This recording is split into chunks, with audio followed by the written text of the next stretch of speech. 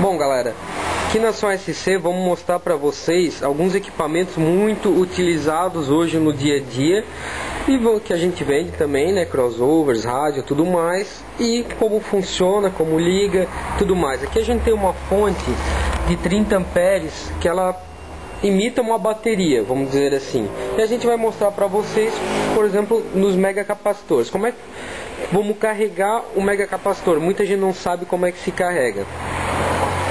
Aqui, se vocês verem, ele é dividido em dois, uma barra para um lado positiva e uma negativa para o outro lado. Mesma coisa nesse da Boss aqui, ele vem uma barra negativa e uma positiva. Aqui no caso, a gente vai medir como se quando ele não está carregado, ele está sem carga. Então se a gente pegasse e ligasse ele sem essa luzinha que vem junto aqui, na hora de ligar a bateria no capacitor, daria um curto, então provavelmente iria queimar o polo aqui, ia dar um estouro, como se fosse um curto de uma bateria no positivo e negativo. Tanto faz se a gente for carregar ele nesse polo, no outro polo, porque é tudo uma barra só. Então tanto faz engatar um módulo aqui. Primeiro a gente carrega para depois engatar o módulo. Então vamos pegar, botar a luzinha em ponte, digamos que esse aqui seja o cabo positivo da bateria e esse aqui o negativo que já está engatado. O multímetro só vai fazer a função de medir quanto ele vai estar carregando. Quando a gente ligar, a luz acende. Então aqui, ó, acendeu a luz, tá carregando, ó, tá passando pela luz para não dar aquele curto. Então a luz é uma resistência. Pode usar luz de teto do carro, qualquer outra luz. Ela vai ficando fraca conforme vai carregando. Qual é a função do capacitor? Bom, vamos dizer que a gente tem um módulo de grave e fica piscando a luz do carro, a luz de teto, porque dá aquelas pancadas fortes, essa luz aí é normal. Então naquelas pancadas fortes de grave, ele cai muito a tensão da bateria. Vamos dizer que está em 12.6, cai para 11, 10. Então o capacitor não deixa cair tanto. Essa é a função dele, estabilizar o som, o grave fica sempre forte. Se usa de 500 RMS até 1000 RMS por farad. Aqui, no caso do Boss, a gente faria o que? A mesma coisa que a gente está fazendo aqui.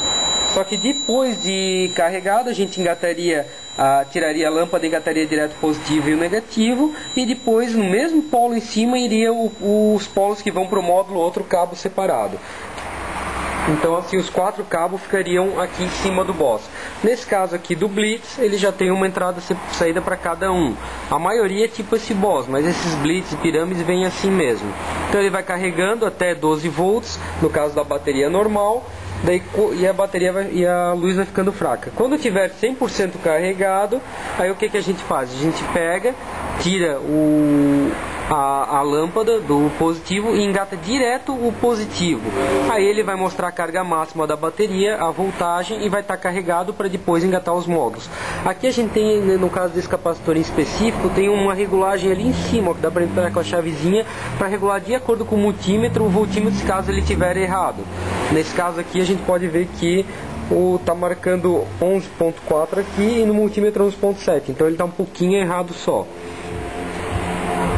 Aqui como ele já está quase carregando, eu vou enfiar direto o positivo aqui e pronto, ele já acendeu 13.44 aqui, que é a voltagem da fonte, e beleza. Aqui no caso, o que a gente precisaria fazer? Só atarracha muito bem aqui o cabo, né? Claro, sempre cabos grossos, 16 mm para 1000 RMS, 25 para 2000, 35 para 3000 e por aí vai. E aí, nesse lugar aqui onde está ligado o multímetro, a gente pegaria e botaria os cabos que iriam para o módulo. Só precisa fazer esse tipo de carregamento cada vez que for trocar de bateria ou trocar o capacitor. Para trocar o módulo não precisa carregar e descarregar o capacitor. E outra coisa, quando ele fica estabilizado muito tempo, ele desliga sozinho os LEDs normalmente. E daí quando dá aquele uma passagem de corrente, ele liga sozinho, e quando dá um grave muito forte ele pisca em sequencial uns neons ali de cima. Isso no caso desse, cada um tem uma função diferente. Normalmente todos eles vêm com mostrador digital, só não aqueles muito antigos que não vinham.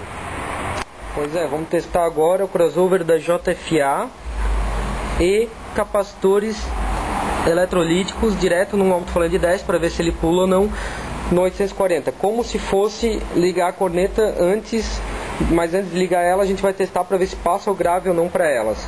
Então vamos testar aqui direto no celular, tá na saída, entrada e saída flat do crossover, ou seja, não está fazendo corte algum. Depois a gente vai fazer um corte e mostrar como é que fica. Vou dar um play. Aqui agora ele está ligado com um capacitor de 47 micros. A gente vê o som e vamos ver, só o falante pular um pouquinho significa que o reparo também iria pular e poderia mandar grave para a corneta e que queima a corneta.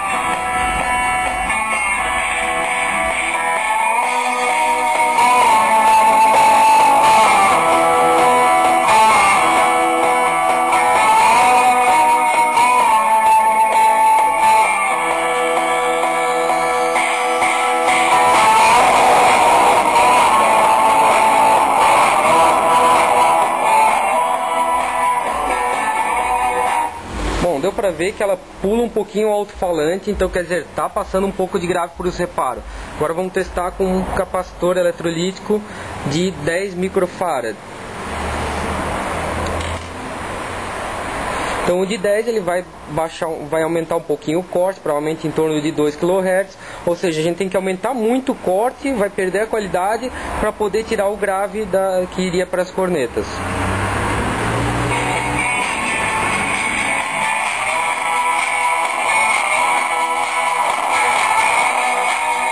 Bom, deu pra ver que realmente ele não pula, mas em compensação só fica muito agudo, não tem voz nenhuma. Por quê? Porque tem que aumentar mais o corte para poder não pular, mas em compensação com isso a gente perde qualidade.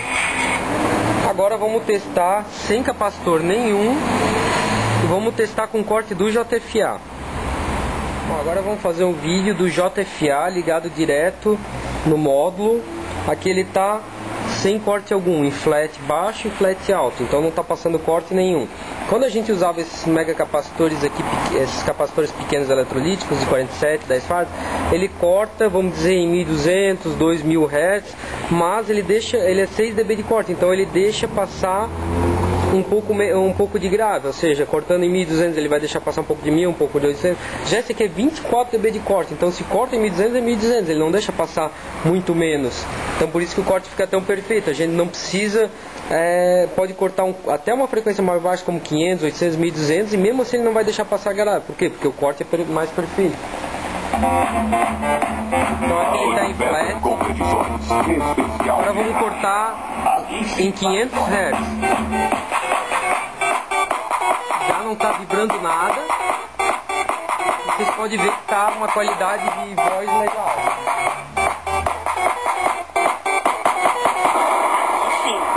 Agora a gente vai pegar e vai cortar em 800 Hz. Direto ele já dá o corte.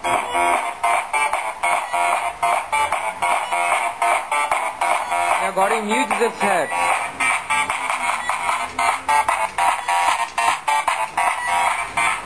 Agora 800. 500.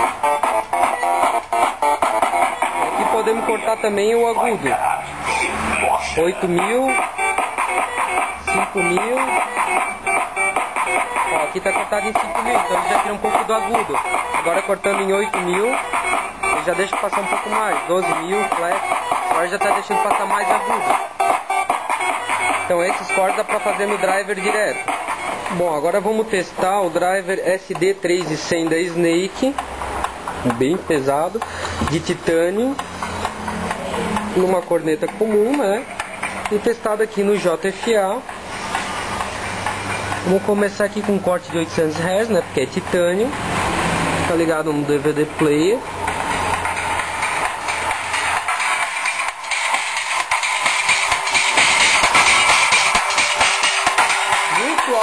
Muito alto mesmo. Agora vamos botar 1200 Hz.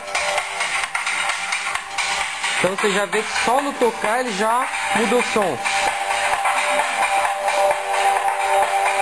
500 Hz só baixinho mesmo. 800 e 1200. E também a gente pode cortar aqui para dar mais agudo.